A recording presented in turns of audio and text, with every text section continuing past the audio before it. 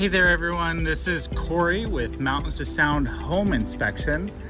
Today I wanted to talk a little bit about foundation and crawl space. So if you notice around this home here, we've got several of these crawl space vents, and those are just used to increase airflow through the crawl space and to prevent any moisture buildup within that crawl space in the foundation.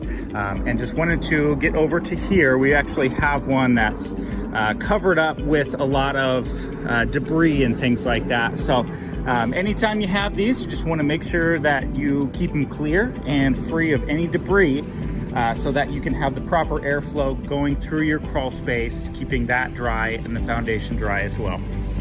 Again, this is Cory with Mountains to Sound Home Inspection.